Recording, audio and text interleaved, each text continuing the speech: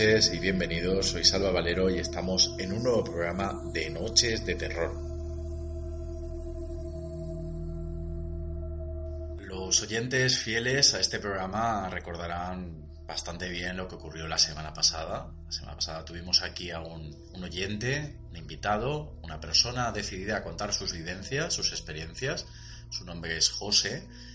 Y bueno, pues como ha ocurrido en otros momentos de la andadura de ya no solo Noches de Terror, sino también Frecuencia Fantasma, digamos que lo paranormal hizo entrada en el programa. En medio de una conversación estábamos hablando de unos audios. Parece ser que aquello que se coló no era del todo del audio, que ya en el propio audio encontrábamos algo extraño. Al repetirlo se colaron más cosas. La verdad es que volvió a ser una noche, para mi punto de vista, paranormal. Una noche de estas en las que parece que, más que la grabación de un programa, parece que estemos haciendo una sesión de espiritismo. La verdad, porque uno nunca sabe cómo van a ser esas noches. Como sabéis, nos quedamos fuera de tiempo la semana pasada, pero seguí grabando con José. Esta noche vamos a escuchar aquello que ocurrió después, justo de que terminase el programa. También tendremos a continuación a Yolanda, que nos viene a comentar otros casos de deportistas vinculados a lo paranormal, o en este caso a lo que son las presencias fantasmales. Y por último tendremos la remisión de uno de los programas de Late Night más macabros, terroríficos, o al menos un poquito fuerte, que fue hablar del triple asesinato de West Memphis. Comenzamos. Bueno, tengo conmigo aquí a Yolanda Saiz. Yolanda, muy buenas noches. Buenas noches. Yolanda, antes de que nos cuentes esos casos de deportistas, vamos a escuchar un extracto del programa de la semana pasada, porque ya os anticipo que yo seguí grabando y la noche dio para más. De hecho, bueno, esperaré a que lo escuchéis vosotros mismos, así que recordar que una vez escuchemos a Yolanda, una vez escuchemos este Late Night dedicado a los asesinatos de West Memphis, vamos a oír ese extracto de la noche que dio para más y que vais a poder escuchar al final del programa. Así que bueno, tenemos hoy también una noche de emociones fuertes.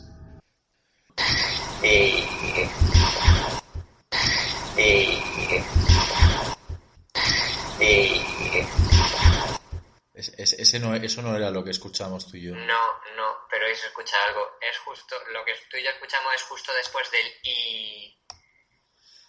Vale, voy a amplificarlo todo lo posible y lo escuchamos. Vale, José, pues como te comento, el audio lo he amplificado todo lo posible, así que vamos a escucharlo porque lo estábamos oyendo así en voz baja y ahora incluso tú estabas escuchando algo que no habías oído en aquel momento. No, creo que se nos coló algo, pero creo que se nos ha colado más de lo que tú y yo escuchamos en un primer momento. Vamos a ver qué oímos.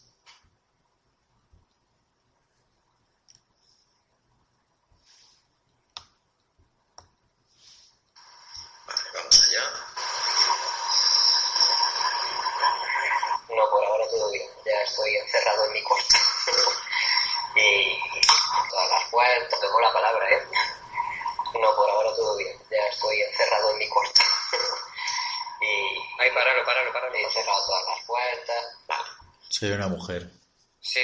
Hoy por Dios. Pero se oye más de lo que habíamos escuchado tú y yo en ese momento, ¿eh? Por Dios, sí, se escucha súper. Sí, se oye una conversación. O sea, una conversación no, una persona hablando. Una persona hablando, ay, por Dios. A la vez que tú.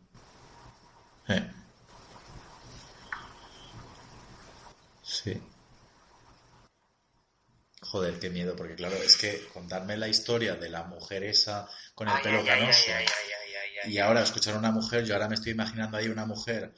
Ay, es que la tendría al lado. Al lado de tu cama, mientras me mandabas al lado de mi cara, hablando. Menos mal que los fantasmas por ahora no se transmiten por WhatsApp, porque...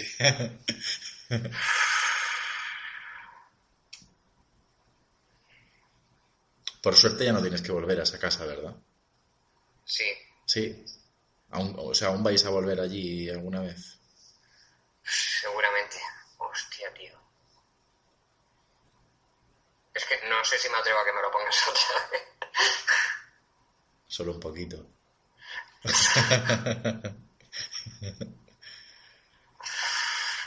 Va, vamos a oírlo.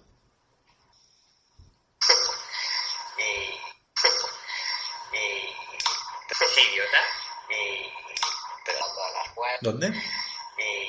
Es idiota. Ay, yo no oigo lo de ese idiota. ¿Tú oyes ese idiota? Es idiota, escucho yo. A ver. Ya estoy encerrado en mi cuarto. Eso. Pero he dado todas las puertas. Tengo la palabra, ¿eh? No por ahora la palabra, ¿eh? No. ¿Ferro? No, por ahora todo bien. Ya estoy encerrado. A ver. No. Sí, ¿Ferro? sí, esto, sí. Sí, dice Ferro. Tu apellido, podemos decir que es tu apellido para que la gente Nadie lo me sepa. llama José, es que nadie me llama José, todo el mundo me llama Ferro. Es tu apellido. A ver, ¿me dejas que lo oiga? Sí. No por ahora. Las puertas, tengo la palabra, ¿eh? No por ahora todo bien. Tengo la palabra, ¿eh? No por... Ferro, ¿no? No, Ferro. O Ferro no. No, tengo la palabra, ¿eh? No, coma, Ferro. Yo escucho Ferro, no. ¿Y en qué me tomabas la palabra? En que me ibas a firmar el libro. Vale, o sea que... no sé, digo, a ver si es que esta entidad... Ferro, no. Que no te lo voy a hacer, no sé. Ferro, no.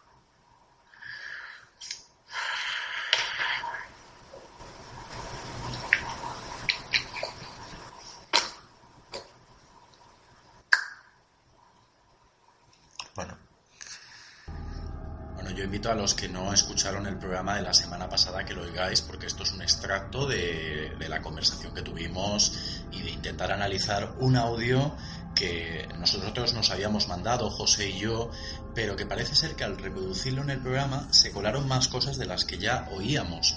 Por lo tanto, era como que también estaban interaccionando en el mismo momento que estábamos grabando el programa. Así que aquellos que no lo escucharon, os invito a que retrocedáis un programa y podáis escuchar toda la historia al completo de José, porque, como ya os he dicho, en el último bloque del programa vamos a oír cómo continuó esa noche que nos quedamos fuera de tiempo y que yo continué grabando. Así que ahora vamos a escuchar a Yolanda. Bueno, Yolanda, vamos a retomar el mundo del deporte, que estuvimos hablando hace 2 semanas, de esos jugadores de la NBA en ese hotel encantado con ese espíritu adicto al sexo, ¿verdad? Esta noche vamos a seguir hablando de deportistas y esa curiosa vinculación que parece que hay también con lo paranormal. Exactamente, sí. Que no es un caso aislado, sino que hay muchos deportistas que les ha sucedido lo mismo. Vale, así que nos vienes trayendo diferentes historias, a cuál más curiosa, ¿verdad? Sí, mira, si quieres, empezamos por un jugador de rugby, Dan Lidiar, de los Dragones. Él estaba también, curiosamente, en un hotel, en el Hotel Candlas Park, que tiene 1.313 habitaciones en las afueras de Londres. Y estando en su habitación, pues de repente vio pasar como una silueta de un hombre. Y él en un principio pensó que era un compañero suyo. Pero cuando se lo comentó y ese compañero le dijo que no, que él estaba en su habitación y que, de hecho, cómo iba a entrar a la suya si ni siquiera había llamado a la puerta, que él no era, se quedó un poco pensando. Y lo comentó y le dijeron que lo que había visto era el fantasma de Enrique VIII. Y la anécdota es que, bueno, se supone que el rey Enrique VIII era pelirrojo y tenía pues barba pelirroja, bigote, y justamente su compañero de equipo también llevaba barba pelirroja, y por eso la coincidencia, ¿no?, de pensar él que había sido su compañero y no un fantasma. ¿Por qué le comentaron que creían que era el rey Enrique? Porque se comenta, dicen, que es el que mandó construir el hotel. No está asegurado 100%, pero se comenta eso. Y también hay que decir que este hotel fue un hospital durante la guerra. Y ya sabemos lo que pasa, ¿no? En un hospital pues hay muertes, desgracias, y quizás pues el lugar se quedó impregnado y por eso ocurren estas apariciones, que igual ni siquiera era la aparición del rey Enrique VIII, sino simplemente la aparición de alguna persona que falleció en la época de guerra. Uh-huh. Otro jugador, este es un jugador de cricket, Shane Watson, y sus compañeros del Ricky Ponting en el 2005 se instalaron, o mejor dicho, fueron a pasar la noche a un castillo, el castillo de Lumley. También estamos hablando de Inglaterra, pero esto fue en Oldham. Allí no solamente él y sus compañeros vieron cosas raras o fenómenos que se escapaban a lo normal, sino que también periodistas vieron que también ocurrían estos fenómenos. Decían que eran todo muy extraño, ¿no? Este jugador, Shane Watson, estaba en la habitación 46 y comentaron que en esa habitación sucedió un crimen años atrás, mataron a una persona. Él, desde luego, la abandonó, no quiso comentar muy bien el por qué, suponemos que porque vería cosas raras o iría algo que no era normal, y se fue a dormir con un compañero, con Brett Lee. No sé si también fue un poco excusa el querer irse a dormir con un compañero, ¿no? Pero el caso es que él abandonó la habitación. También la periodista de prensa Belinda Bennett sí que habló más extendidamente de lo que sucedió en el castillo y lo comentó en el diario de Sun. Ella dijo que claramente vio fantasmas y sobre todo lo que le impactó mucho es que se asomó a la ventana de la habitación y mirando hacia lo que sea la calle, pues vio que había como gente toda vestida de blanco caminando despacio como si estuvieran haciendo una procesión. Y dice que eso le impactó muchísimo, tanto que cogió y bajó la persiana, pero que al momento se volvió a subir sola y vio que alguien desde fuera de la habitación le estaba observando a través de la ventana. O sea, imagínate el susto, ¿no? Estás en un piso, no dicen claramente en qué piso estaba del castillo, pues un primero o segundo, depende de los pisos que tuviera, pero claro, que alguien te esté observando desde fuera es un poco imposible, a no ser que estuviera subido en un andamio o colgado de algo. Y ella sí que dice que los jugadores comentaban cosas de lo que vieron, de lo que sintieron, pero que estaban un poco incómodos y no lo quisieron decir de forma formal a ningún periódico ni a nadie. Comentaba gente que lo escucharon que quizás estaban condicionados porque cuando el chofer del autobús los llevó al castillo les contó la historia que allí había sucedido. Entonces quizás ellos estaban un poco sugestionados. ¿Qué historia sucedió? Pues que Lily Lanley, que era la dueña del castillo, la torturaron allí en ese mismo lugar, la asesinaron y arrojaron su cuerpo a un pozo cercano. Entonces dicen que desde ese momento el espíritu vaga por todas las estancias del castillo y es lo que hace que aparezcan fenómenos, ruidos, golpes, pues más o menos lo que siempre sucede en estos casos. De hecho, no solamente les pasó a estos jugadores, sino que también en el año 2000 otro equipo de Indias Occidentales se hospedaron allí en el castillo y esa misma noche buscaron otro alojamiento y comentan que se fueron totalmente asustados del lugar. Por lo que estamos viendo, Yolanda, parece ser que el mundo del deporte es más numeroso de lo que parece, ¿no? Estas apariciones y estos encuentros con lo paranormal. A mí me da que pensar, a lo mejor, claro, hay que tener en cuenta que estos jugadores para muchas personas son ídolos. Entonces no sé yo si a lo mejor quizás un fantasma, un espíritu que haya tenido vida terrenal, pues tal vez los haya conocido o pudiera ser admirador de ellos y por eso se manifiesten como si fuera una manera de, ostras, quiero que esta persona me vea. Podría ser una posible explicación, ¿no? Pues podría ser, ¿no? Porque en concreto también cuando se hospeda un equipo al completo en un hotel o, por ejemplo, en este castillo, no les sucede a todos que todos vean cosas, sino que a lo mejor es a una persona del equipo solamente. Igual es lo que tú dices, igual es algún fan que ha fallecido y se ha querido aparecer delante de él para que viera que está ahí. Podría ser.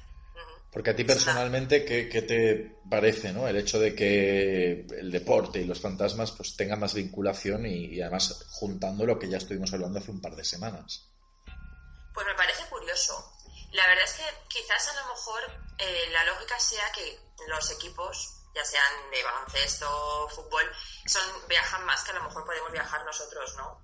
Entonces, claro, cada vez se van hospedando en un hotel, en cada ciudad, en un sitio. Entonces, es cierto que hay lugares, como sabemos, que se impregnan de los sucesos trágicos que han sucedido, o quizás simplemente, como veré y contaré a continuación, el lugar donde está construido ya tiene su historia. Entonces quizás es eso, que también el hecho de ir a más lugares donde pueden haber sucedido cosas haga que ellos vean más que otras personas. Seguramente tenga más sentido tu hipótesis que la mía. Bueno, nunca se sabe, ¿eh? Pero en este mundo paranormal todo es posible. Todo es posible. Pues cuéntanos más historias con deportistas y fantasmas.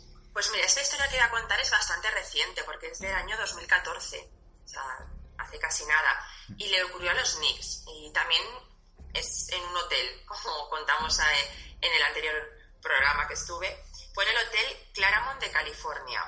Un jugador, Jet Ayres, comenta que, bueno, pues ellos cuando llegaron al hotel, sabes que vas a recepción, te dan las llaves y normalmente pues ya coges tu maleta y subes a descansar o lo que quieras hacer en la habitación, por supuesto. Y él comenta que cuando estaba en el pasillo donde estaba su habitación, oía mucho ruido por el pasillo, ¿no? Como muchas voces, y él creía en un momento pues que lo que pasa, ¿no? Pues que los huéspedes de las otras habitaciones tenían la televisión demasiado fuerte y se oía mucho. Pero qué casualidad que al llegar a su puerta intentó meter la llave y no abría. No podía, es como si la llave estuviera cambiada.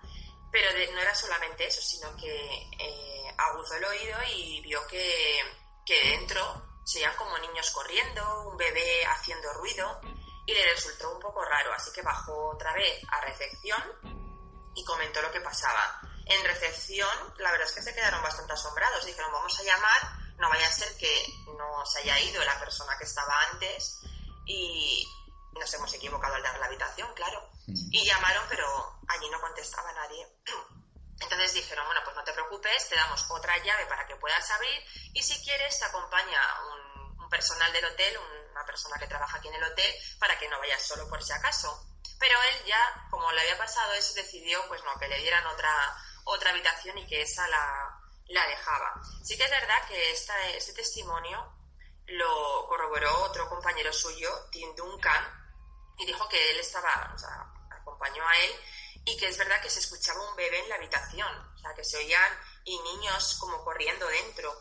Incluso él le dijo, es que estará ocupada, se habrán equivocado, no se habrán dado cuenta y te habrán dado la llave de una habitación ocupada, baja y cámbiala. Pero de hecho no era así, la habitación no estaba ocupada, no había nadie dentro, pero los ruidos se oían. Y pues como he comentado, no es solamente pues que vayan a un hotel, a un castillo, a hospedarse, sino que a veces el lugar donde se construyen estos edificios pues tiene alguna historia, ¿no? Y en los estadios deportivos pues suele pasar a veces. El estadio Frontier Field de Nueva York, donde se supone que es el equipo Rochester Red Wings, perdonad un poco por mi inglés, en el 2005 hicieron una reforma y encontraron huesos humanos. O sea, es decir, imagínate, en el lugar no especifican esos huesos ni a quién pertenecían, ni por qué estaban allí, si era por algún suicidio masivo, alguna guerra, no se sabe. Pero claro, imaginaos el lugar, queramos o no, tiene que estar impregnado de lo que allí había. Es normal que luego puedan ocurrir cosas allí.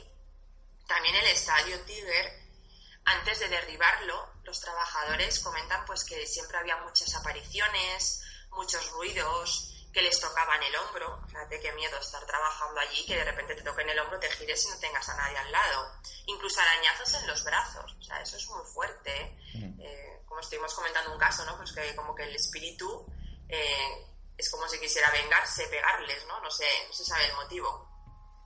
Y de momento solamente sabemos estos dos lugares que no han sido construidos un poco pues donde debieran.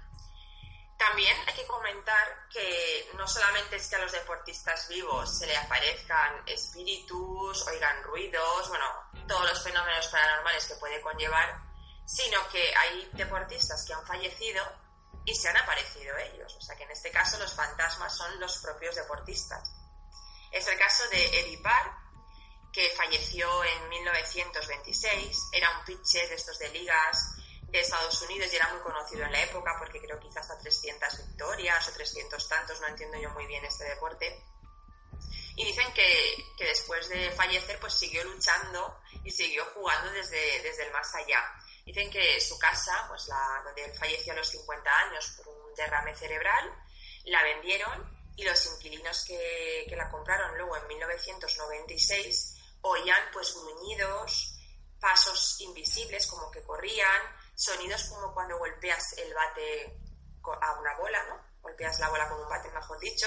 Sí. Es como que él estaba jugando un partido, es decir, como si no hubiera fallecido y estuviera en su casa pues entrenándose o calentando para un partido. O sea que es un poquito, la verdad, curioso. Otro compañero, bueno, no compañero, sino otro deportista, mejor dicho, que es que Wayne Hart, que era un luchador de boxeo, era conocido, su disfraz, ¿no?, para luchar, era Blood Blazer, se le conocía por ese nombre, y falleció en 1999.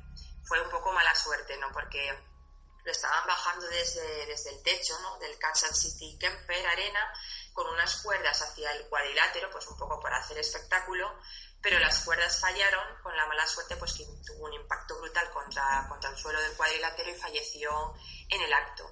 A raíz de ahí, los trabajadores del lugar comentan que ellos veían siempre el espectro de Owen pues caminando por las vigas del techo. Fíjate qué curioso, pero no como él mismo, sino como lo conocía la gente cuando luchaba, como lo veían caminando como Blue Blazer.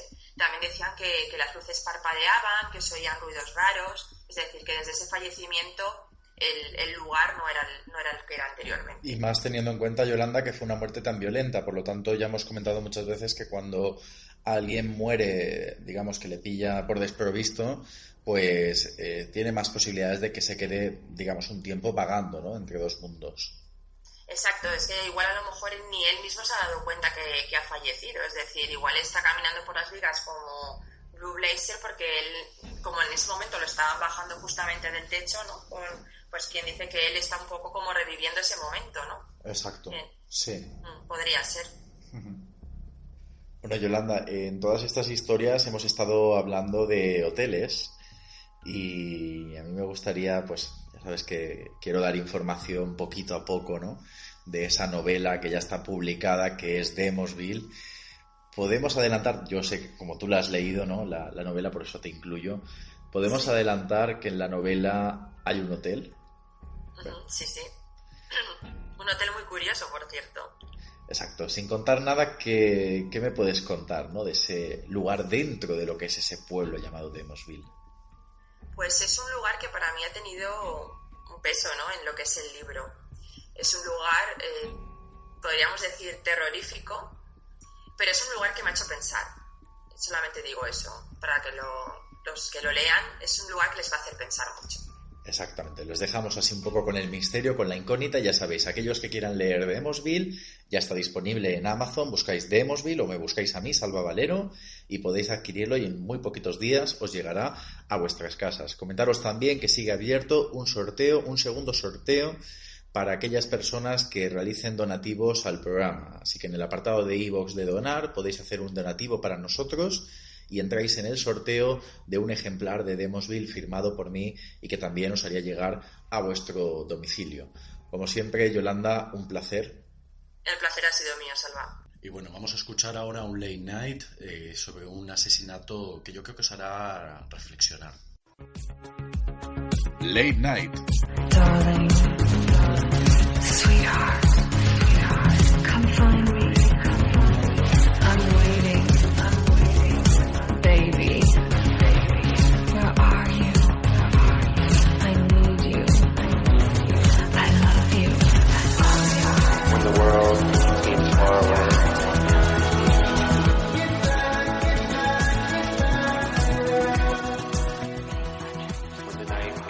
Muy buenas noches y bienvenidos a un nuevo programa. Yo soy Salva Valero y esto es Late Night. show me her that I'm dreaming of. En este programa vamos a hablar de aquellas cosas que solo se pueden hablar de noche.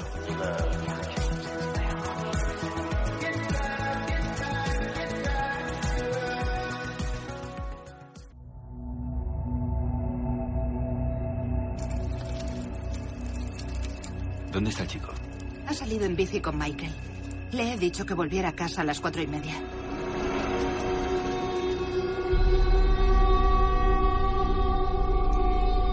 No le veo por ninguna parte. ¡Vuelve a casa! Hacemos todo lo que podemos. Escuche. ¡Hijo! Tiene 8 años. Hay 3 niños desaparecidos de Holiday Gardens. Es una situación muy delicada. Estoy en la orilla del arroyo al que llaman la guarida del diablo. He encontrado algo.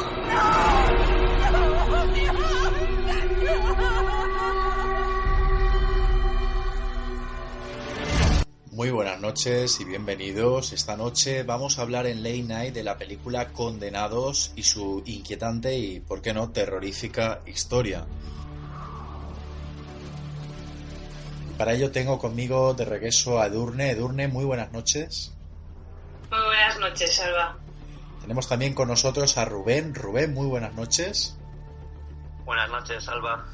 Bueno, pues comentaba que la película es Condenados, que por cierto tiene un título que a mí me gusta mucho más, el título original, de Devil's Knot, La guarida del diablo. Fijaros lo impactante que es. Y han utilizado un título algo más neutro, incluso yo creo que ya han habido varias películas con este título, ¿no? Con Condenados.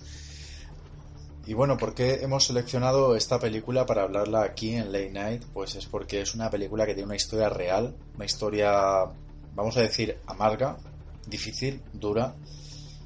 Toda historia real que tenga que ver por medio niños y lamentablemente desaparecidos, incluso asesinados, pues siempre va a ser una historia bastante delicada de contar.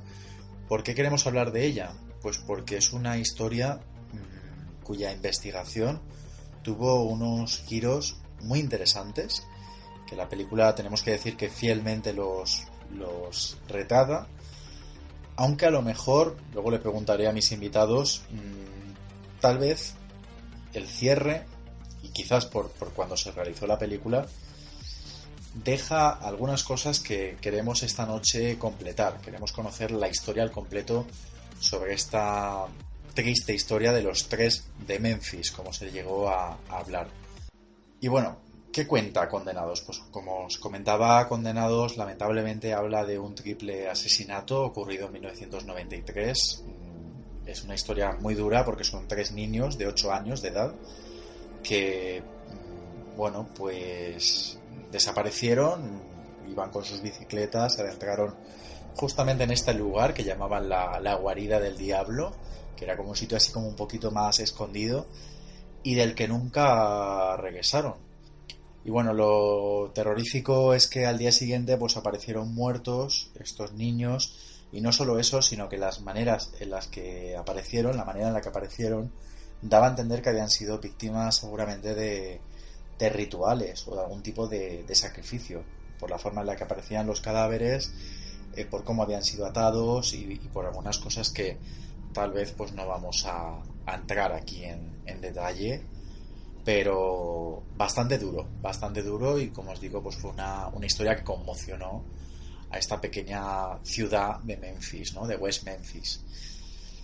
Edurne, ¿qué te ha parecido? Vamos primero, si te parece, a analizar un poco lo que es la adaptación, ¿vale? La película.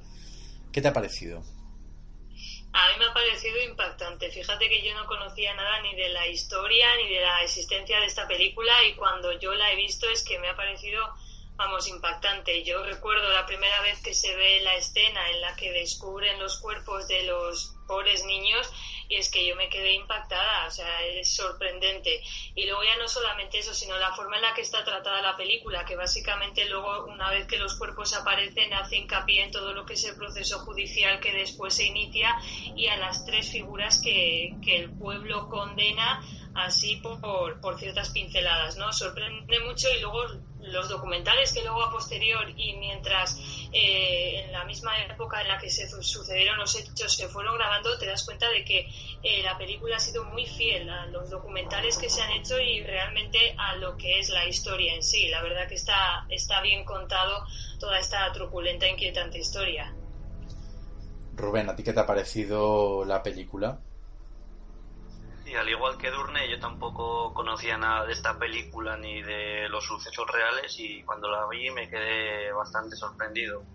La película me pareció muy bien realizada, los actores muy bien interpretando los papeles, y siempre que es un caso de niños asesinados, pues las cosas son más duras, ¿no? Y además en el modo en el que aparecieron. Y también pues cómo el pueblo y el cuerpo de policía culpó a los 3 jóvenes simplemente por su manera de vestir o por sus gustos, ¿no? Eso es lo que más me impactó. Bueno, ha comentado Edurne una cosa que me parece muy interesante y que la película lo señala, y es que prácticamente en el momento que sale a la luz este macabro suceso, existe la intención de realizar un documental que analice y que grabe todo lo que fue el proceso judicial de este crimen, porque ahora comentaremos cuáles fueron las personas acusadas, y esto lo retrata, ¿no?, en la película, cómo hasta cierto punto, y como a veces suele ocurrir con este tipo de desgracias, se crea una especie de juicio paralelo. Sabemos que siempre se ha dicho, ¿no?, el periodismo es el cuarto poder, y esto lo hemos visto, ¿no?, en España, cómo a veces los medios de comunicación y la prensa establecen su propia línea de investigación. Y es que además no solo eso, sino que esto dio origen a 3 documentales, todos se denominan Paradise Lost, Paraíso Perdido, en los que, pues como explico, ¿no?, en el primer documental estuvieron hablando de la parte judicial, y el segundo y el tercero es muy interesante porque empieza esa línea de investigación que en la propia película se retrata y luego vamos a conocer un poco. Edurne, ¿cuáles fueron los sospechosos o los inculpados con este crimen? Pues los 3 sospechosos fueron Damien Eccles, de 18 años, Jason Baldwin, de 16, y Jessica Miskelly, de 17 años. Esos son los 3 sospechosos donde se centró todo lo que es el juicio y a quienes inculparon, aunque realmente a quienes veían como mayores culpables por su estética y por las cosas que les gustaban seguir o leer eran sobre todo Damien y Jason. Sí, estos 3 jóvenes fueron condenados porque estaban mal vistos por el pueblo, ¿no?, porque les gustaba escuchar heavy metal, estaban metidos en el mundo del satanismo, y Jesse Miskelly era también retrasado, entonces aprovecharon de esas circunstancias para inculparlos, ¿no?, porque estaban mal vistos por el pueblo. Y Damien, que era de alguna manera el cabecilla del grupo, estaba muy mal visto por la sociedad entonces. Era una especie de adolescente que disfrutaba de la atención del público, ¿no?, de la mirada, y se vestía de una manera muy estrambótica, ¿no? Me imagino que lamentablemente y de una manera muy injusta, y eso creo que lo retrata muy bien la película, ocurre pues algo que ocurre mucho, ¿no?, en la vida, el tema de los prejuicios y las primeras impresiones, ¿no?, y cómo simplemente por ser 3 adolescentes pues que escuchaban Marilyn Manson o que tenían una estética diferente o que eran góticos, pues como a mí me recordaba un poco a incluso una cierta caza de brujas o lo que ocurrió con Salem, ¿no?, hasta qué punto todo lo que se pasa de lo normal o de lo lógico ya es algo diabólico, y ser capaces de imaginar que ellos fueron capaces, ¿no?, de llevar a cabo esos crímenes que no tienen nada que ver. Es decir, es que incluso aunque realmente fueran adoradores de Satán, que la película realmente lo señala, ¿no?, dice que uno de ellos era un religioso, o sea, seguía la religión Wicca. La religión Wicca, sabéis que es la religión de la naturaleza, ¿vale? Erróneamente a veces se ha hablado de que la Wicca es brujería, pero no, es una religión basada en los elementos naturales del mundo. Pero es que aun en el caso de que de verdad fueran adoradores del diablo, eso no tiene por qué hacer que alguien deduzca que son capaces de hacer un sacrificio humano. No sé vosotros qué pensáis. Pues precisamente eso, sabes que lo que pasa aquí es que se juntan dos factores. El hecho de que en esa estaban estos chicos en un ambiente de por sí conservador y de mentalidad cerrada, y siendo personas que tenían curiosidad por temática que el resto de la población no tenía curiosidad por ella, pues ya es lo que les pone la diana en la cabeza para que todo el pueblo se ponga en contra de ellos. Y a nada que el propio crimen ya tenía pinceladas de ser muy truculento, pues ¿a quién vas a ponerle de culpable? Pues a aquellas personas que sienten curiosidad precisamente por temas que el resto no tiene, y ya solamente por esa mentalidad conservadora y que tiene el resto de la población. Es que eso es lo que al final les de alguna manera perjudicó más para que les señalaran y todos fuesen a cuchillo contra ellos, ¿no? Rubén, ¿tú qué opinas sobre todo esto? Sí, lo triste además de todo esto es que los 3 jóvenes que fueron culpados en ningún momento tenían la oportunidad de defenderse, ¿no? Porque estaban, venga a sacar cosas en contra de ellos, la mayoría muy dudosas, como luego veremos, pero en ningún momento a la hora de defenderse valía nada lo que los abogados de ellos decían, ¿no? Tenían que ser los 3, sí o sí, no podían ser otros, daba igual que hubiera otras pistas, tenían que ser ellos simplemente por ser quienes eran. Y luego, bueno, es que ya no solo el dedo acusador de una sociedad recalcitrante, sino que incluso tenemos hasta falsos testigos, ¿verdad? Tenemos ahí el caso de un niño que era amigo de ellos 3 y que la propia madre estaba condicionando para que él fuera un poco la prueba de peso para encarcelar a estos adolescentes. ¿Qué os parece esto?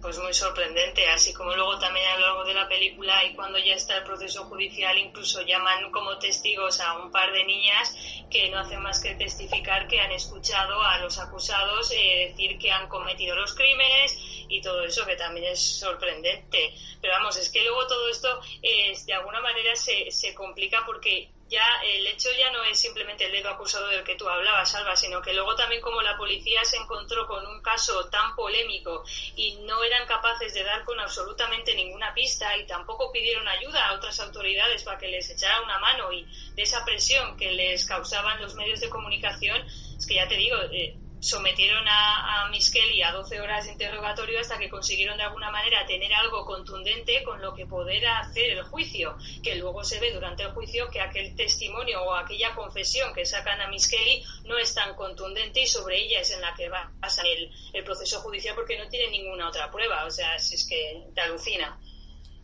Claro, y es que además el problema que hay aquí, y yo creo que esto también lo podemos incluso asociar, ¿no?, a casos conocidos o cosas que hemos vivido, es que tal vez pensáis que cuando ocurre algo tan horrible, tan fuerte, tan macabro como esto, ¿no?, un triple asesinato de niños, tal vez crea tanto resquemor en la sociedad, es decir, hay tanta negatividad, tanta violencia, tantas ganas de saber quién ha sido. ¿Creéis que a lo mejor todo esto hizo que hubiese la necesidad de que saliese ya un culpable? Como que a lo mejor el que perdurase en el tiempo, el no saber quién fue, hubiera también enloquecido a esa población, ¿no? Como que casi se demandaba una resolución rápida, y por eso también ese posible error de haber escogido a unos falsos culpables.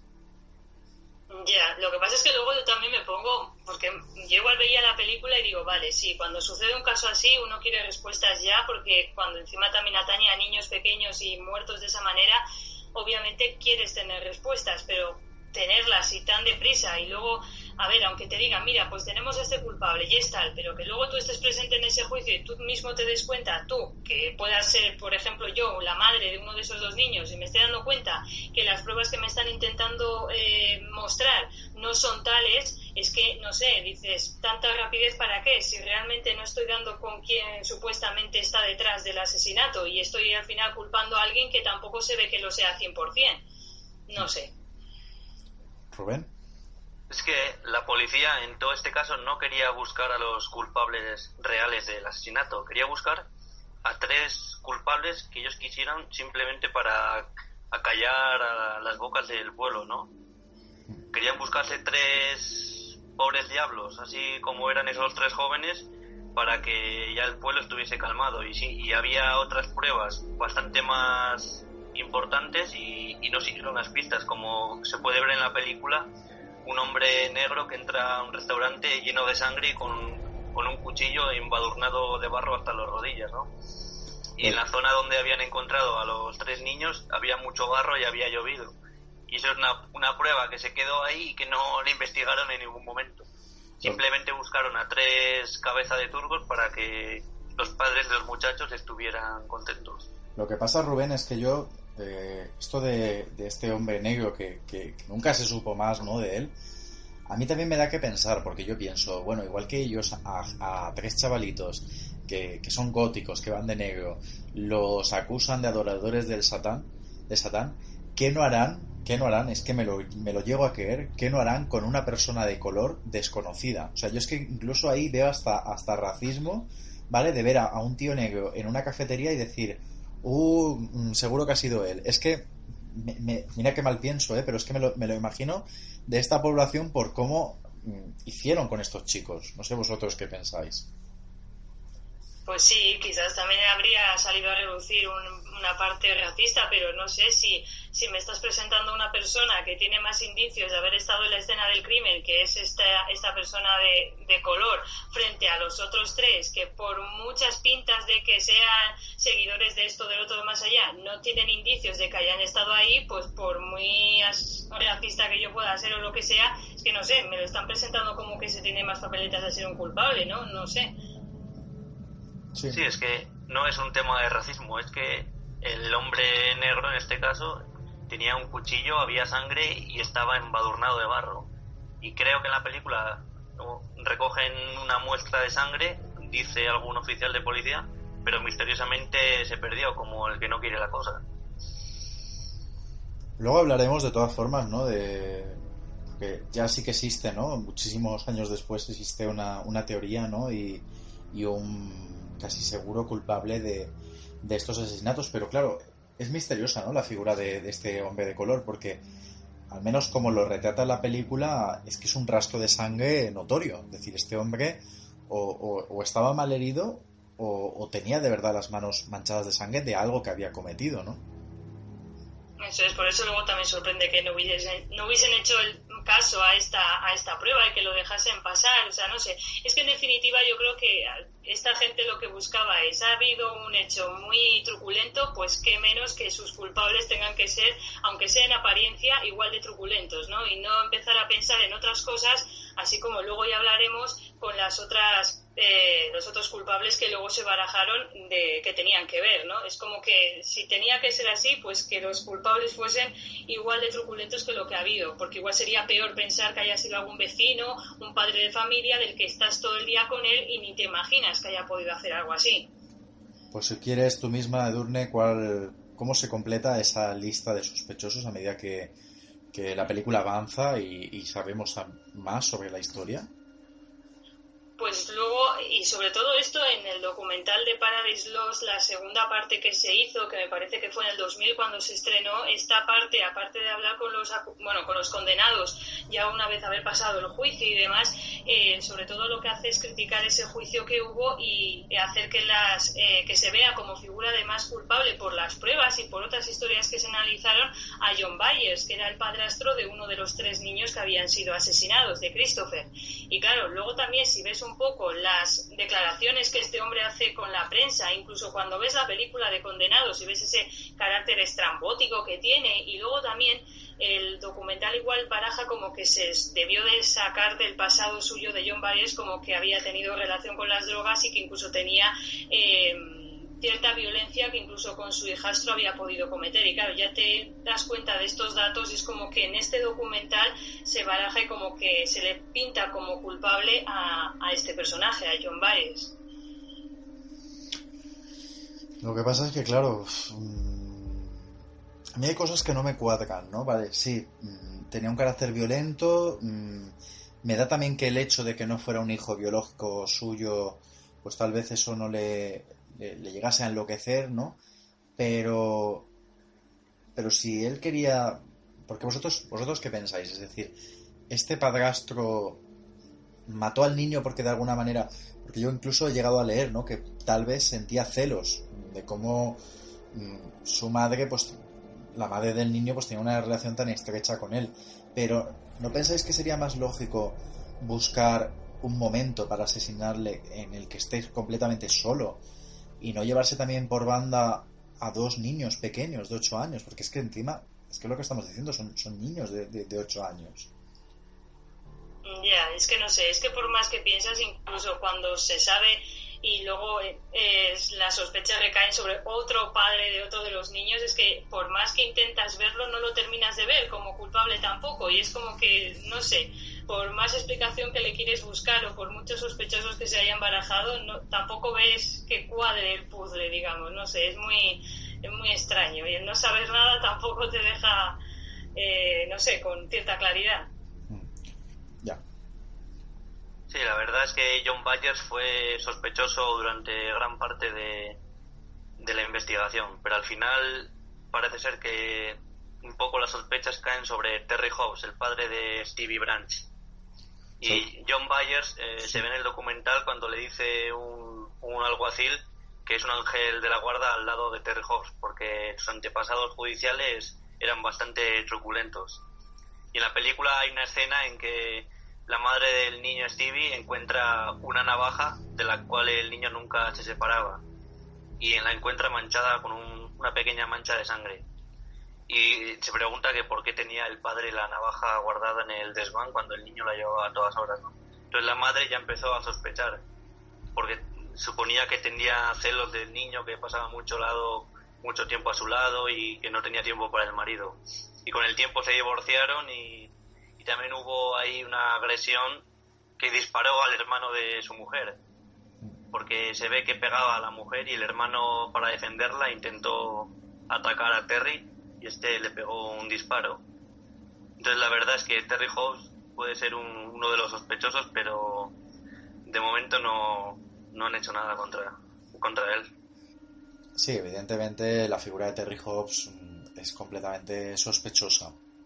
Además que lo vemos mucho en la película. Yo, por ejemplo, en este segundo revisionado que he hecho de Condenados, expresa bien, ¿no? Una conducta algo extraña, porque sí que es verdad que él aparece y está presente en muchas conversaciones, en muchos interrogatorios que le hacen a la madre, y ves que intenta como empaparse, ¿no?, de información, y luego, claro, el detalle que nos comentas, ¿no?, el tema de encontrar una navaja. Lo único así un poco extraño es que, como decíamos al principio, tal como aparecieron los cuerpos, porque sí que tenemos que comentar que no hubo ningún tipo de abuso sexual, es decir, no estamos hablando de un crimen sexual, es decir, los niños no habían sido abusados, pero sí que aparecieron desnudos, aparecieron maniatados, algún detalle un poquito más escabroso que vamos a omitir, y quizás por eso también pensaron que se podía tratar de un ritual. Entonces, claro, en cuanto a la figura de Terry Hobbs, si fue un crimen, digamos, por este perfil de maltratador, porque yo creo que podemos casi incluso catalogarlo como un maltratador, y por eso ese odio a cualquier cosa que se interpone entre él y la mujer. ¿Por qué los cuerpos daban a entender una especie de ritual? Es lo que a mí personalmente me deja un poco extrañado. Yo creo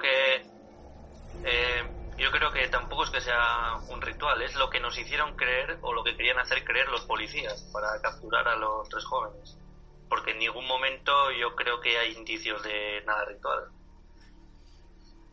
¿Y por qué crees tú? Sí, Edurne, sí.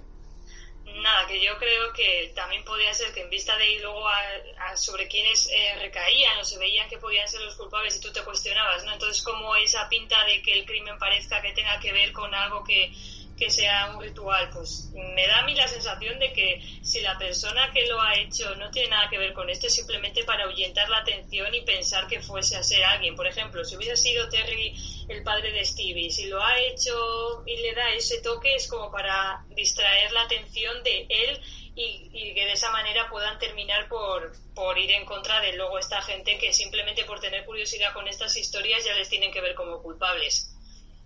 Es decir, Edurne, que para tu punto de vista, tú ves que a lo mejor él ya, en el momento que estaba ejecutando el asesinato, estaba ya pensando en realizarlo de tal manera de que así se aseguraba que las líneas de investigación no fueran hacia él. Para mí sí, porque una persona que ha hecho de esa manera ese crimen, que los ata, que los tortura a los pobres chavales y luego que aparecen como aparecen, yo creo que es alguien que incluso es capaz de intentar evitar que cualquier cosa le puedan hacer que le identifiquen por cómo lo haya hecho. Vamos, yo pienso, Para tu punto de vista, por cómo aparecieron, ¿crees que sí que estaba parecido a un ritual?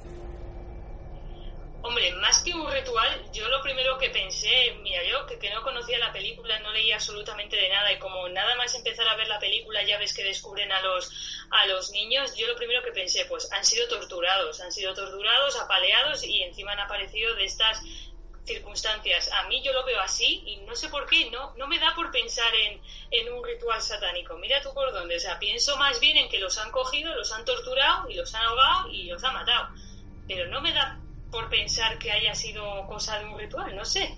Y eso que impresiona mucho cómo aparecen, no sé. A lo mejor también el propio lugar donde aparecen, ¿no? Lo que denominan, ¿no? La guarida del diablo, quién sabe, ¿no? Si a lo mejor llamaban así ese lugar por cierta leyenda mística, quizás, ¿no? También sería algo también interesante, ¿no?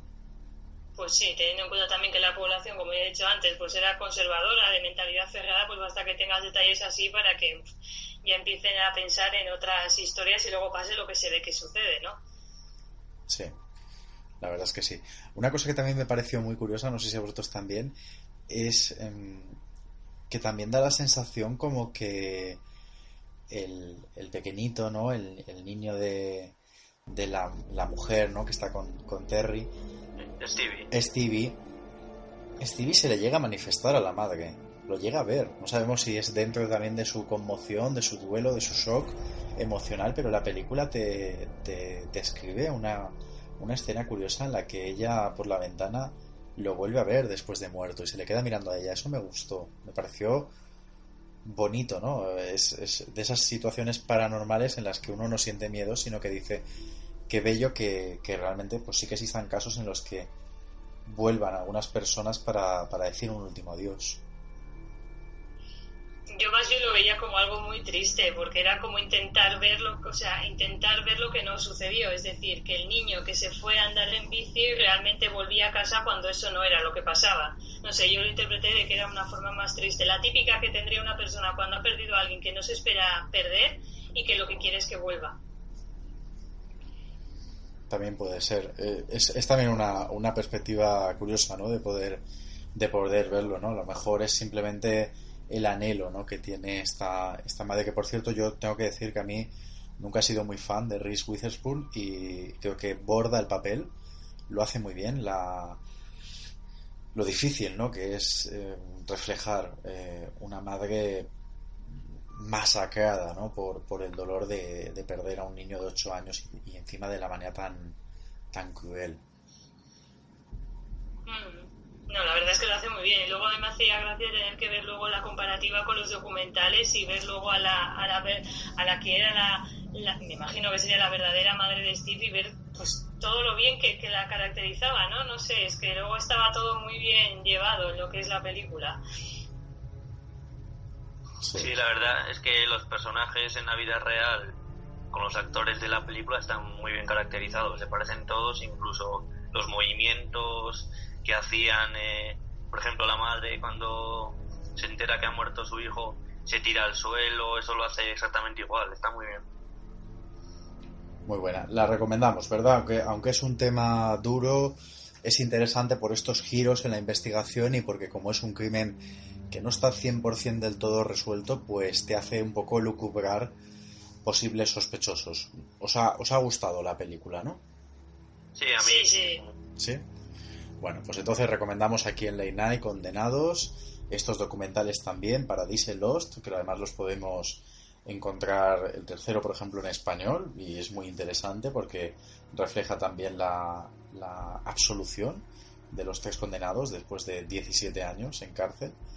Así que bueno, ahí dejamos esa recomendación. Edurne, como siempre, un placer. Muy buenas noches. Muy buenas noches, el placer siempre mío, Salva. Rubén, muchísimas gracias. Muy buenas noches. Bueno, un saludo a vosotros y hasta mañana. Y bueno, ahora vamos de una historia misteriosa a otra que también es bastante extraña y peculiar, así que se incorporan aquí en Late Night Manuel Sánchez y José Ramón. Manuel, muy buenas noches. Muy buenas noches, Salva. Manuel, ¿qué adjetivos podríamos poner a la historia que esta noche has decidido compartir aquí en el programa? Pues mira, podría ser una historia rara, una historia muy peculiar y muy realista. O sea, a ver, es una historia, sería más bien catalogada como historia más que leyenda.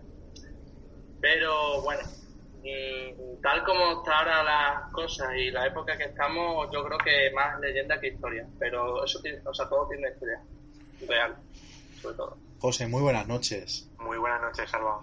José, eres bastante valiente porque vienes a tertuliar algo que ni conoces. Lo desconozco totalmente, lo que se va a tratar ahora. Así que bueno, vamos a ver tus impresiones en caliente, nunca mejor dicho. Pues Manuel, cuando quieras, sí. cuéntanos esa historia de El Linterna.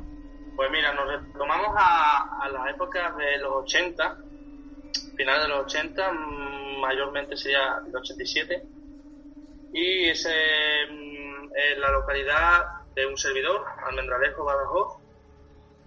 Y bueno, es la historia El Linterna, se le conoce así porque hubo, podemos decir, una persona masculina que se dedicaba prioritariamente a mirar a parejas haciendo el sexo sobre todo en descampado. Una actitud, podríamos decir, de voyeur. Pero no era, tal caso era que no solo miraba, sino aprovechaba siempre que podía tocarle las partes al hombre.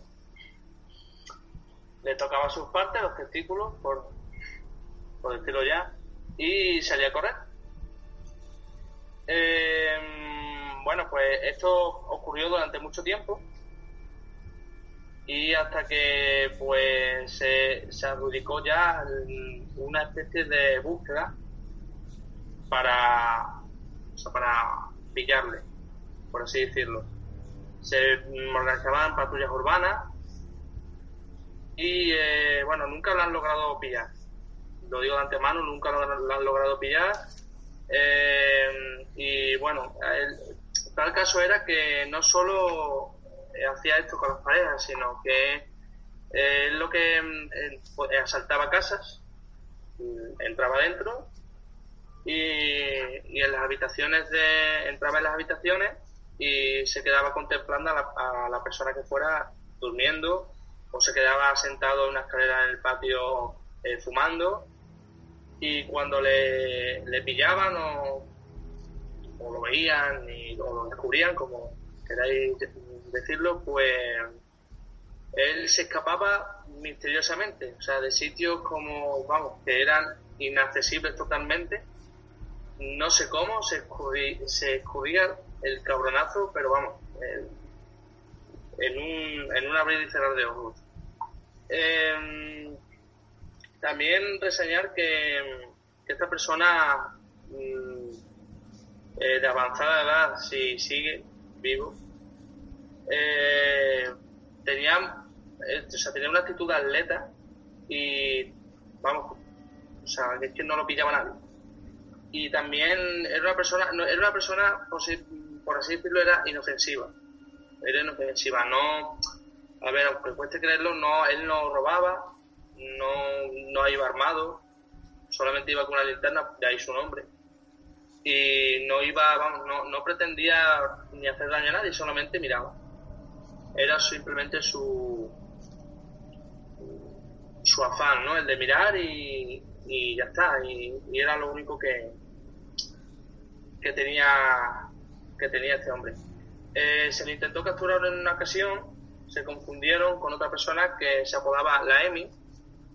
Era un hombre que trabajaba en unas viñas cerca de un cementerio, y como era un hombre de carácter era homosexual, pues se adjudicó porque claro, Linterna lo que tenía sobre todo que tocaba las partes íntimas de los hombres, no tenía nada especial con las mujeres, solamente con los hombres. Entonces habían, digamos, descartado que fuera un voyeur heterosexual. No buscaba mujeres, solo buscaba hombres y bueno, hasta ahí pues puedo decir sobre sus características. Este hombre también, una vez ya desapareció.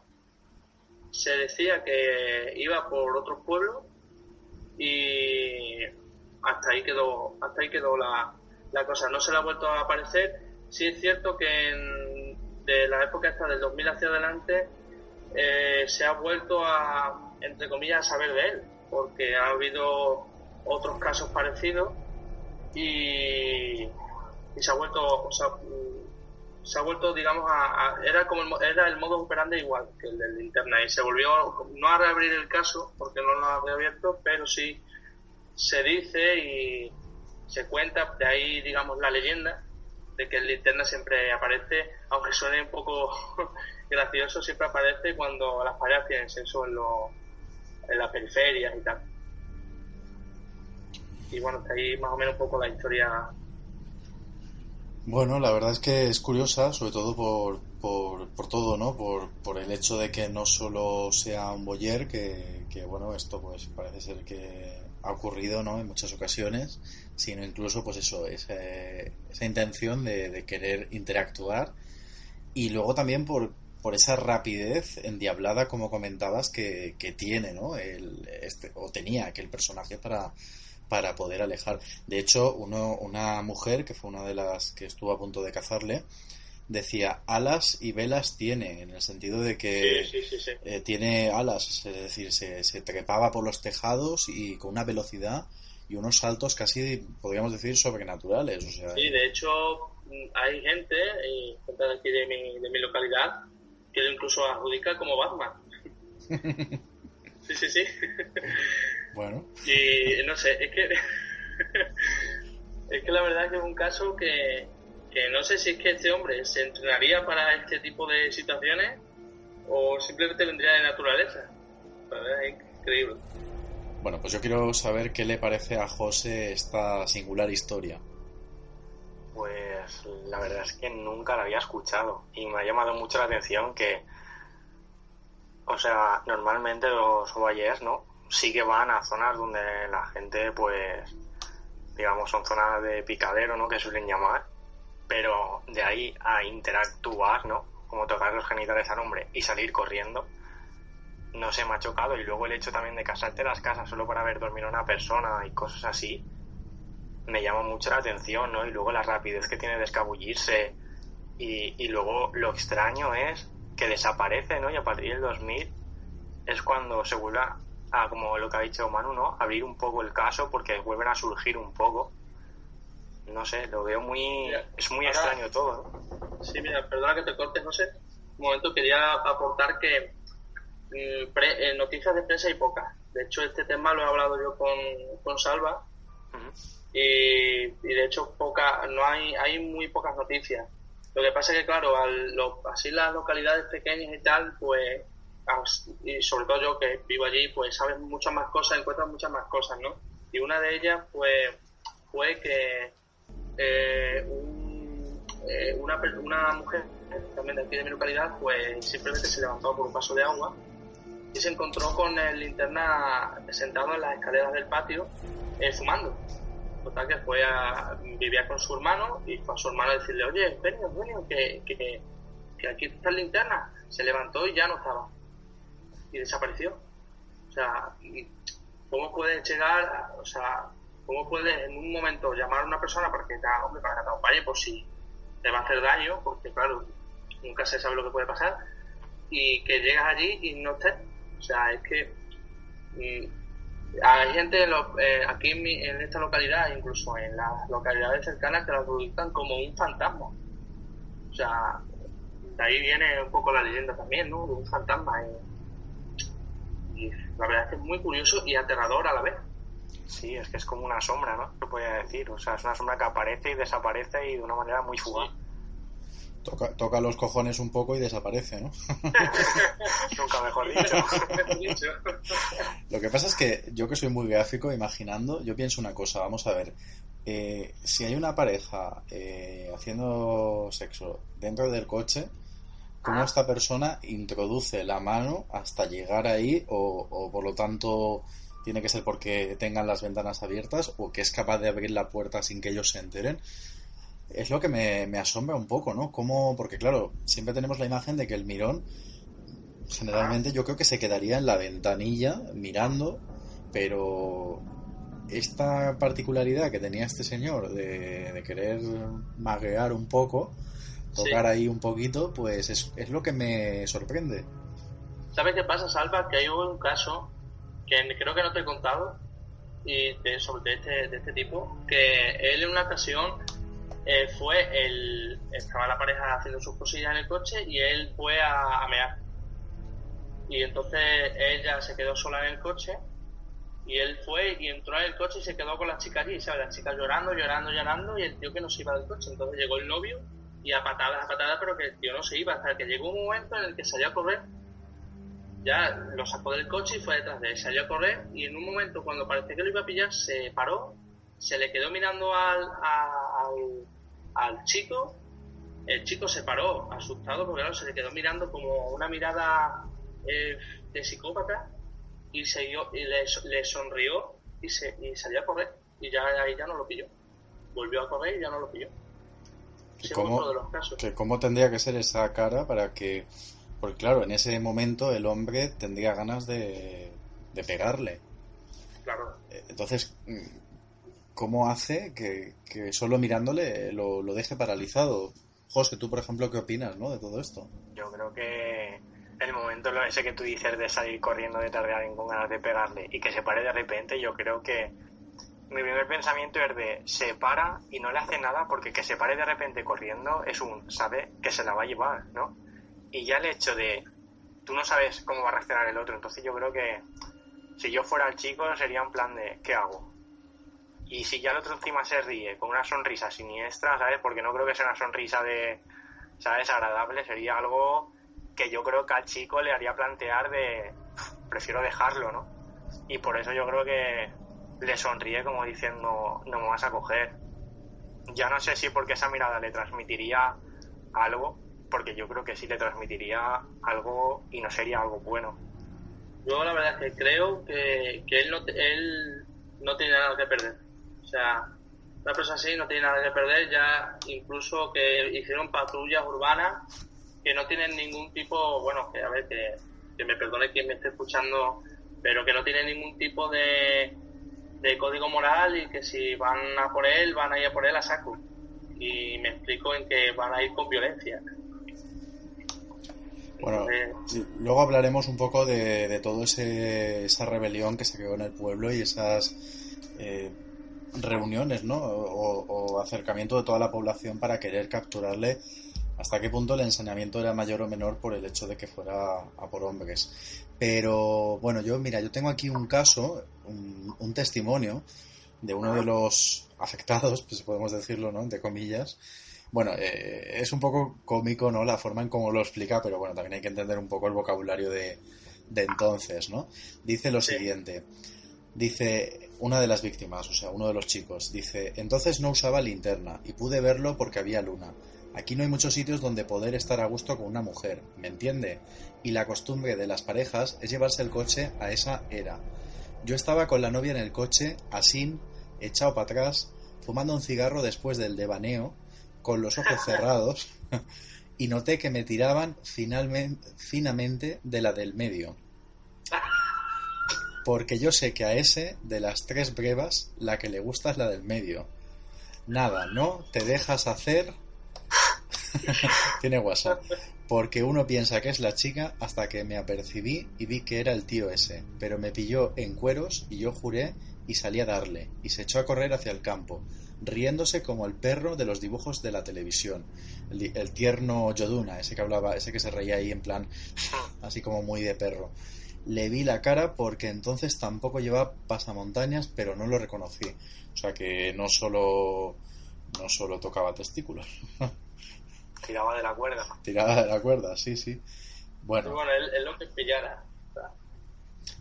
Es curioso, ¿no? Y bueno, en cuanto a así de un poco, digamos, retrato pues de cómo es, pues dicen que es gangoso en el hablar, o sea que se ve que alguna vez ha llegado a hablar. Dice diestro en el alumbrar, zurdo en el obrar, es decir es decir, la linterna la cogía con la derecha, pero para otras cosas usaba la izquierda. Interesante. Luego dice que es curioso porque no le ladran los perros. Un dato extraño, ¿eh? Pues yo ese dato, fíjate, no lo sabía. Luego dice, de aprendiz atacaba a los novios, pero ahora solo codicia a los casados. Sí, eso es un dato que sí que se me pasaba por alto. Él al principio eran novios, sí, pero luego él iba casado. De hecho, también es verdad que cuando iba a las casas aprovechaba al marido de turno que estaba dormido, aprovechaba y hacía lo mismo. O sea, que sí. El tío tenía telita, ¿eh? Y luego, bueno, pues pone eso, ¿no? Que era un hombre de unos 25 a 30 años, de 1,60 m y tantos, más o menos, vestido de negro riguroso y peinado a la siciliana. Solía llevar un pasamontañas, aunque bueno, como decía el otro caso, pues ahora no lo llevaba, ¿no?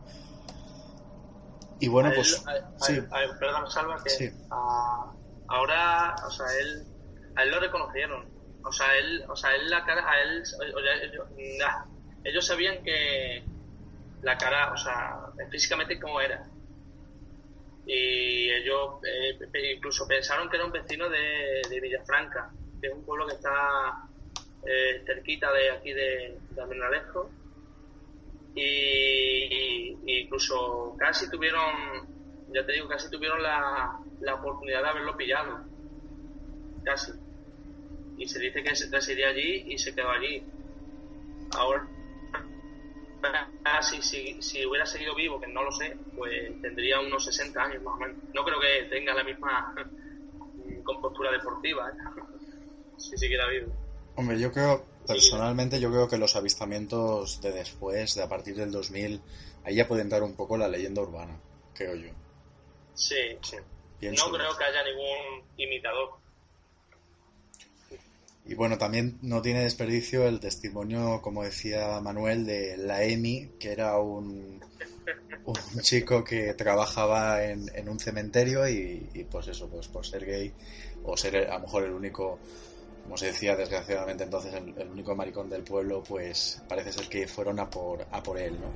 Y dijo lo siguiente, dice, primero fue lo del SIDA y venga a decir que si yo, como estoy así de flaco, que lo tenía, y ahora... Cuando ya se habían olvidado, sale en linterna porque a una loca le ha dado por hacer la pantaruja, que coloquialmente o antiguamente pantaruja era un fantasma. Yo aquí he visto cosas raras, desde una señora que quería que le alicatasen el nicho por dentro, fíjate tú, hasta de todo, y ahora, como lo del linterna, ninguna. Pues nada, también qué putada, con perdón, que le echasen la culpa a este señor simplemente porque le gustaban también los chicos, o sea que... ¿Sabes qué pasa, Salva? Que yo que soy de un pueblo, pues es distinto a una ciudad. O sea, cuando pasa algo, en ese sentido hay mucho, y que me perdonen también los que sean de pueblo, pero en ese sentido hay muchos, no todos, soy ignorante. Entonces, en esa época sobre todo, Entonces, si solo habría una persona homosexual o reconocida, pues que seguramente habría más y ya está, pero por la época que era, pues era terror declararse así, pues le echaron toda la culpa a él. De hecho, había también los métodos que utilizaban antes, la policía me refiero, o sea, todo el peso iba hacia ese pobre chico. Sí, además, yo creo, o sea, me da la sensación de que, o sea, lo que tú estás diciendo, ¿no? Es un estereotipo, ¿no? De cómo es físicamente, más o menos, podría tener tal y es homosexual, digamos, sería él. Pero, o sea, también es el hecho de que la gente piensa una cosa, ¿no? Y como que toda la gente se une a eso. Y realmente yo creo que sí.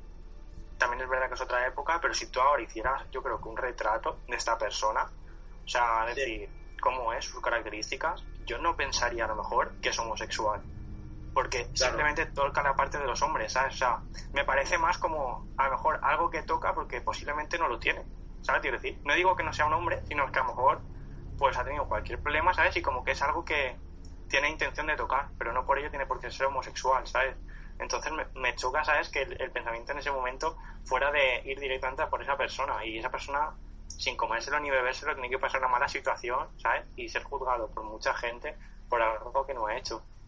Pues fíjate, José, que me parece muy interesante esa hipótesis que acabas de poner sobre la mesa, porque claro, yo realmente el Linterna lo veía un poco víctima de la represión, es decir, estamos hablando de los 80, estamos hablando de un pueblo, está claro que a lo mejor pues en los 80 pues quizás en grandes ciudades pues ya existía cierta liberalización, ¿no? Como por ejemplo la época de la movida madrileña y todo esto, pero, y claro, yo pensé que realmente pues esta persona sí que tenía una inclinación sexual homosexual y que el hecho de no contemplar la posibilidad de llevarlo a cabo pues le daba el querer hacer estas cosas que, ojo, no significa que cualquier gay que no consuma relaciones homosexuales tenga que hacer esto, sino simplemente yo pensaba que era un poco víctima, aparte de su propio delirio mental, víctima de una represión y de cómo se veía eso en aquel momento. Pero me ha parecido muy interesante que quizás tú piensas que tal vez él tocase quizás por el hecho de que él podría carecer de ello. Sí, no sé, es un planteamiento que se me ha ocurrido, ¿no? Y lo que has dicho también me parece interesante, porque es el hecho de no puedo expresarme libremente porque estamos en un pueblo y no puedo tal, ¿no? Y es el hecho de, pues, tengo que hacerlo, pues voy a tocar. Eso también me parece interesante, tu perspectiva. Pero sí, lo mío era eso. No sé, se me ha ocurrido así, se me ha venido a la cabeza. Sí, yo también apoyo lo que ha dicho José. ¿Querías comentar algo, Manu? ¿Querías hacer una pequeñita matización, me parece? Sí, mira, la verdad es que, a ver, yo cuando he dicho que los pueblos, a ver, poco son más ignorantes, a ver, yo quiero también matizarlo, es decir, ignorante puede haber en una ciudad también, es decir, eso también va dentro de lo que es la educación y de la forma de pensar de cada uno. Yo lo que decía era que, bueno, quería aclarar que, bueno, antes, pues aquí por lo menos en Mendolejo había muchísimos menos habitantes, entonces que hiciera algo. Si yo, por ejemplo, soy una persona que me dedico a todo fin de semana, por decir algo, a matar un perro, entonces si yo me dedico los fines de semana a matar un perro, pues yo si lo hago una vez y otro fin de semana lo hace otra persona y así seguidamente lo hacen otras personas, como yo lo he hecho una vez y he sido el primero, ya se me adjudica a mí todas las muertes de los perros. Porque a lo mejor yo lo he hecho y me han visto hacerlo y los demás no lo han visto y ya se me adjudica a mí, pero simplemente porque he sido el primero en hacerlo. Con esto quiero decir que una persona puede ser, quizás un ejemplo un poco así raro, pero con esto quiero decir que una persona puede ser homosexual y a lo mejor puede ser el único que en el pueblo sepan que es homosexual, pero no tiene por qué ser el que sea el que ejerna, ¿no? En este caso. Y bueno, no puede, incluso hay gente que tiene una mente muy cerrada y no puede llegar más allá a pensar, bueno, pues no tiene por qué ser homosexual y puede hacerlo simplemente por motivos psicológicos o por motivos fanáticos, no sé, ¿sabes? por lo Hombre, que quería... yo personalmente creo que un mirón, la índole de que una persona quiera observar a una pareja en pleno acto, es un objeto sexual. Es decir, yo creo que realmente cuando una persona está mirando eso, y si encima tiene el riesgo o la oportunidad de tocar, yo imagino que tocará a lo que a él le guste, pienso. Pero quería yo también plantearos una cosa.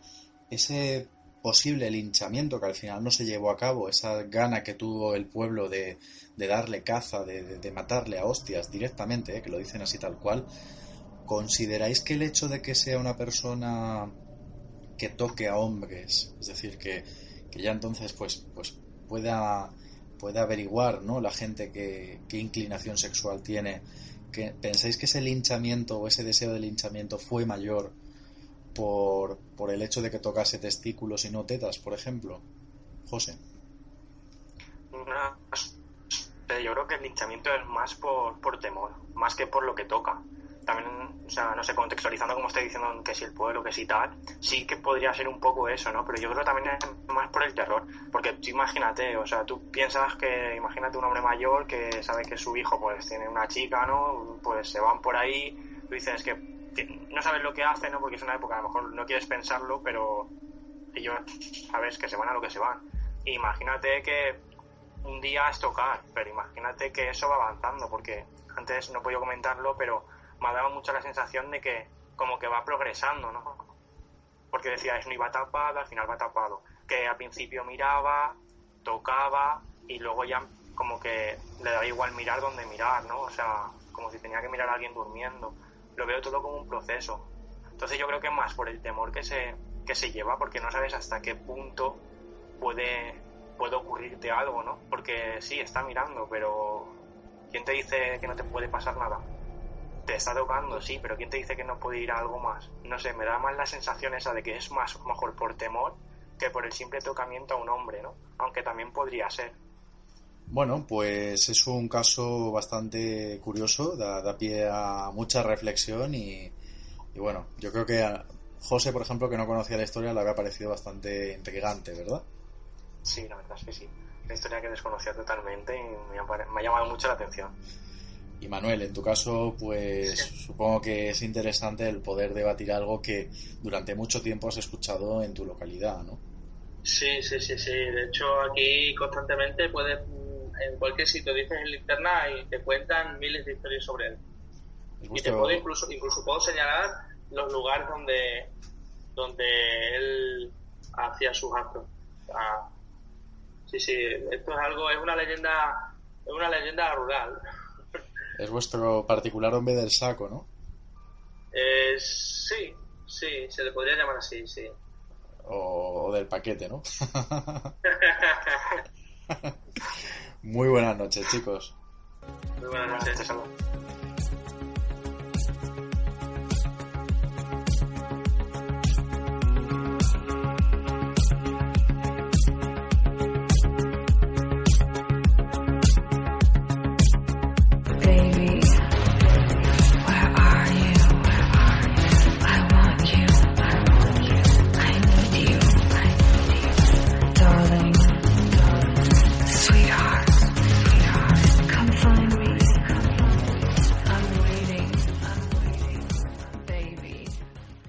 Pues ahora sí llega, yo creo que el momento más esperado de la noche. Vamos a escuchar cómo continuó esa noche, esa grabación con José. Vamos a oírla.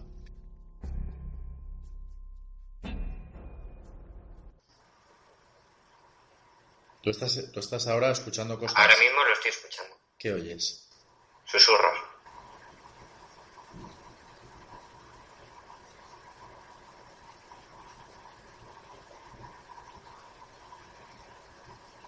Yo lo que estoy notando, lo que pasa es que, no sé, es que no quiero tampoco decirlo porque luego la gente lo ve como... No, pues que ha habido un momento que he notado como si me cogieran de la muñeca y ahora me duele. He notado presión.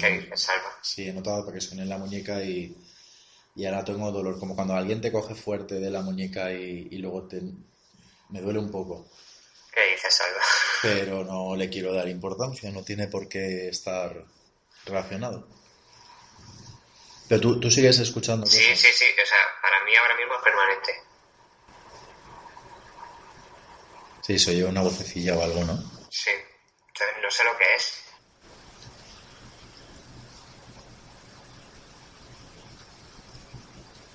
Se escucha algo de fondo.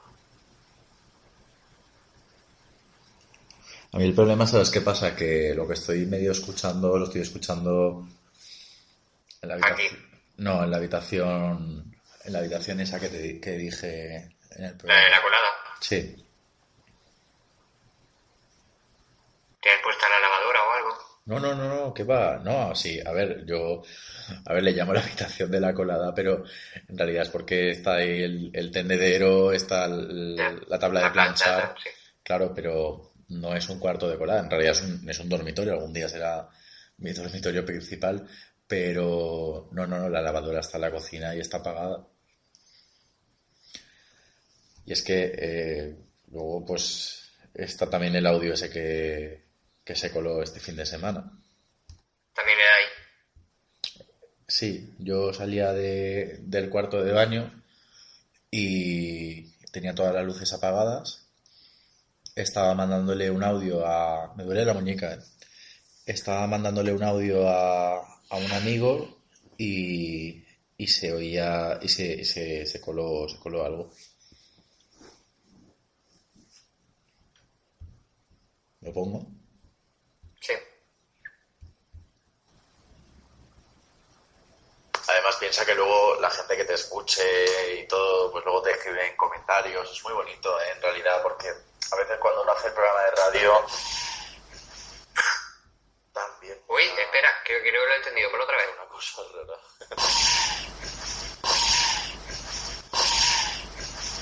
¿Sabes lo que escucho yo? ¿Qué oyes? Entiendo dos cosas que no sé si una es ¿hay alguien o Ainara? ¿Ainara? Sí.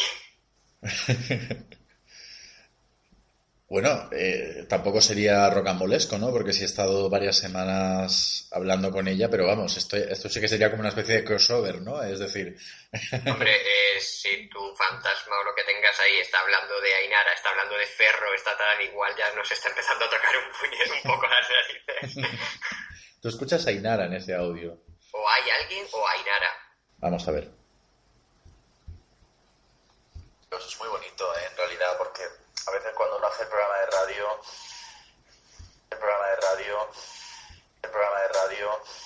¿Quién es? El programa de radio... Oigo yo.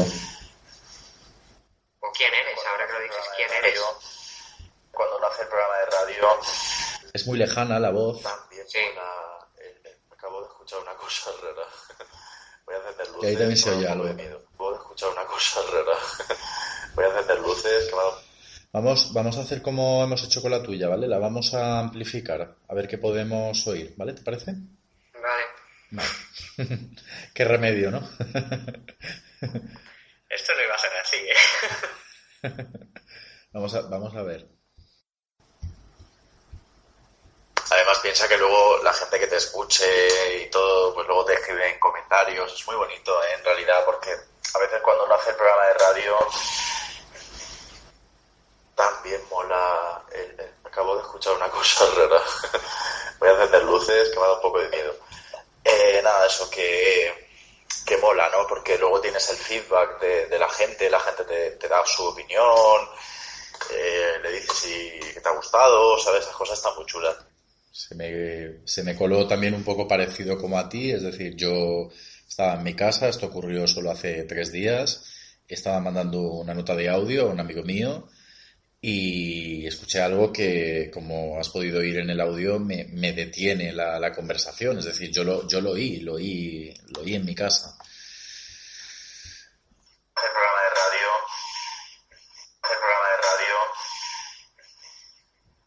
también mola. Acabo de escuchar una cosa rara. Voy a encender luces, que me ha dado un poco de miedo.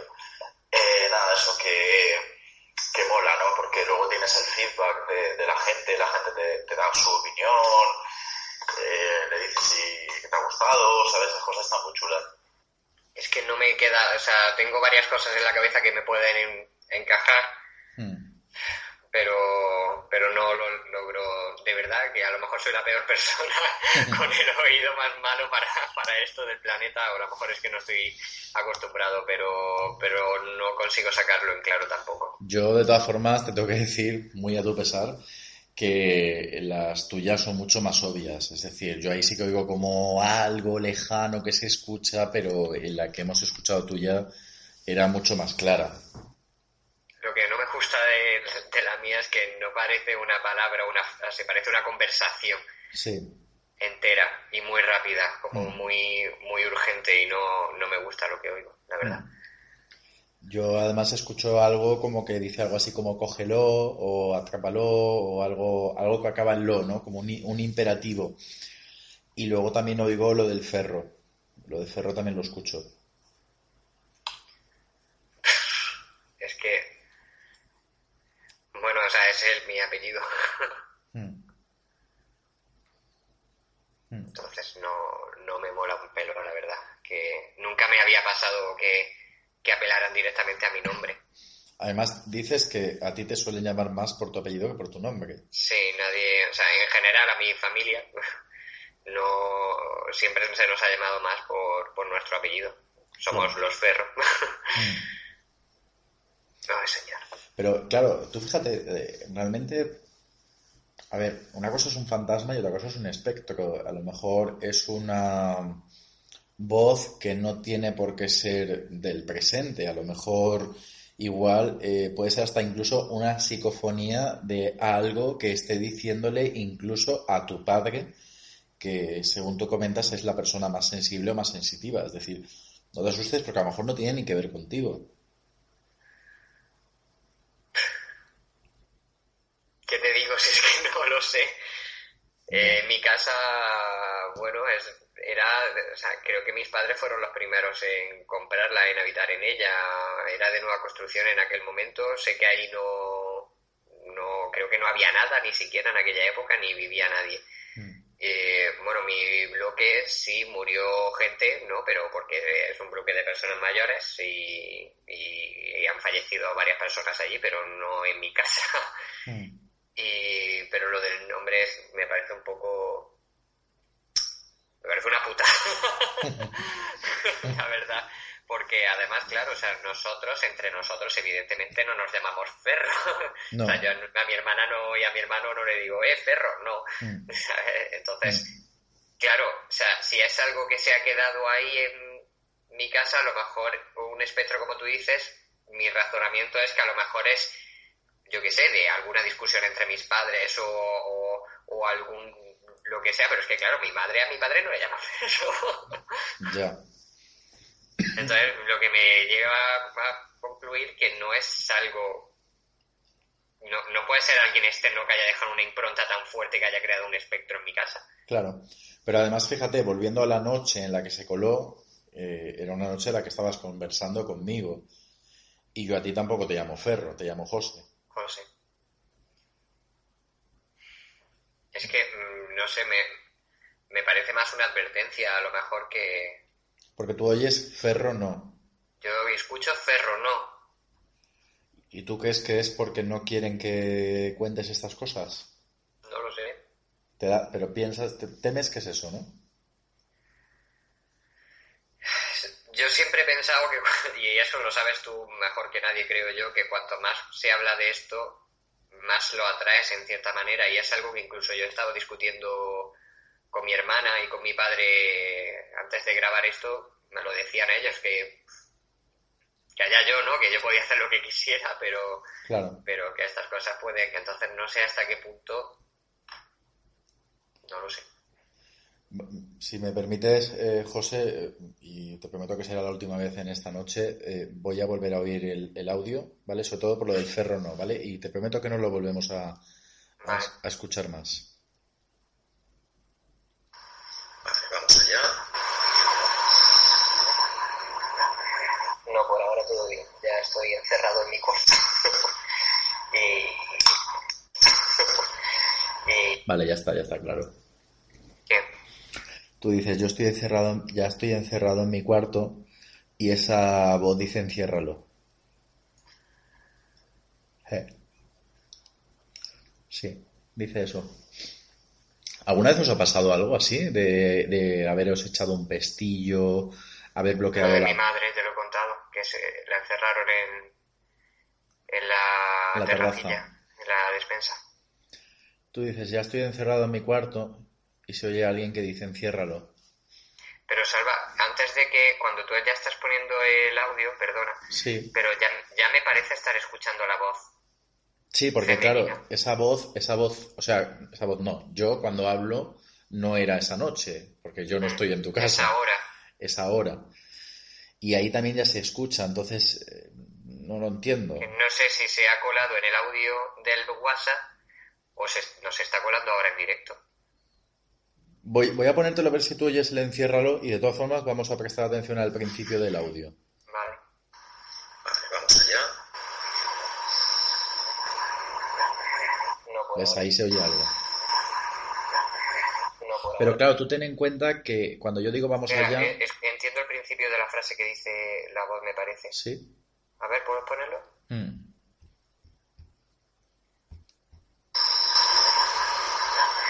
No, por ahora.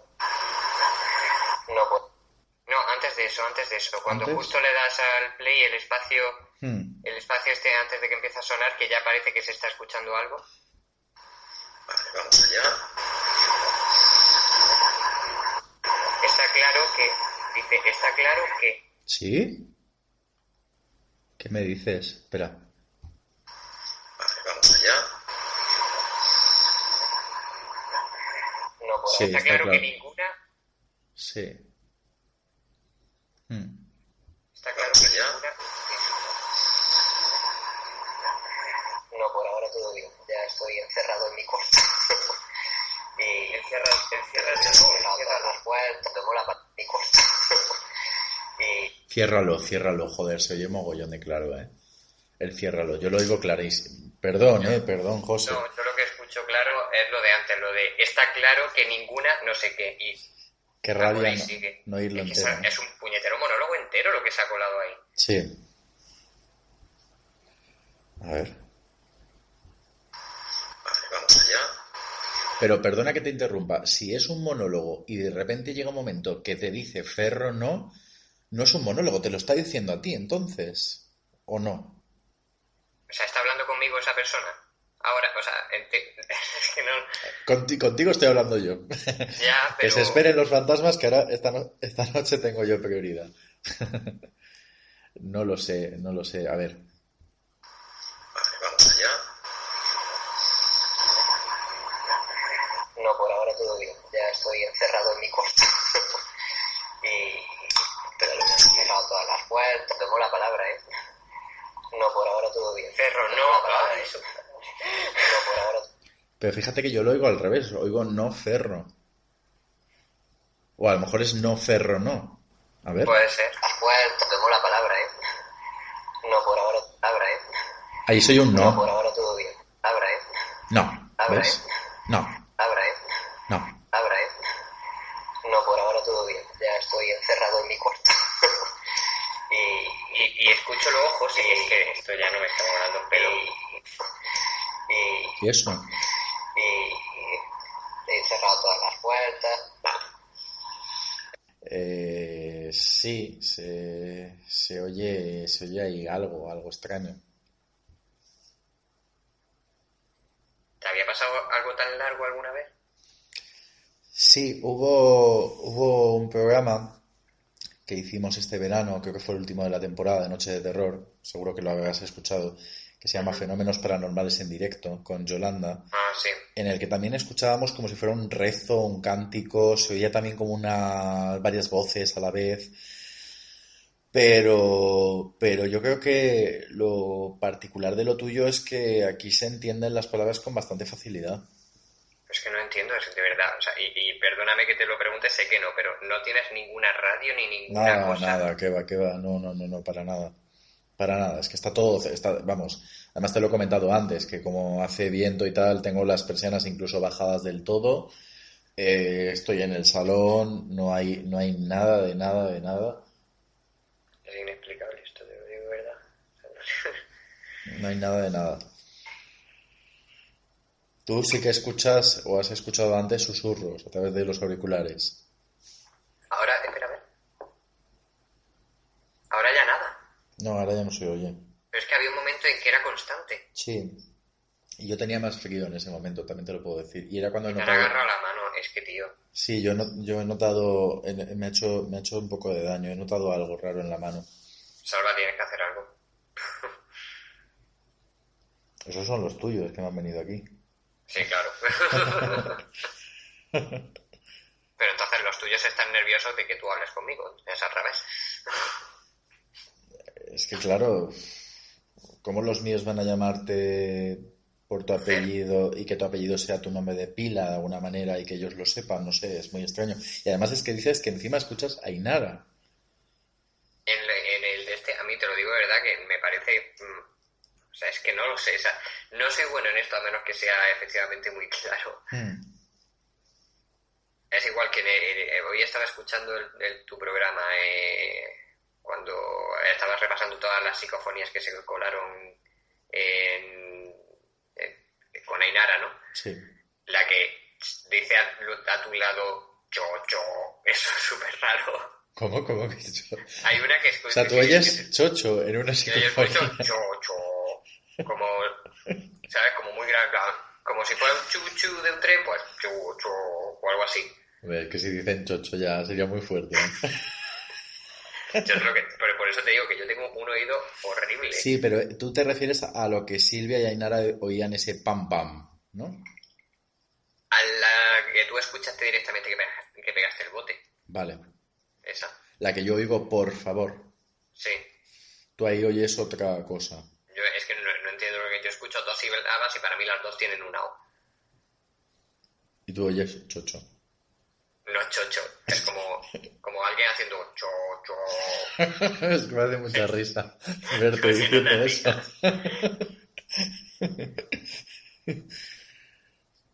Pues no lo sé.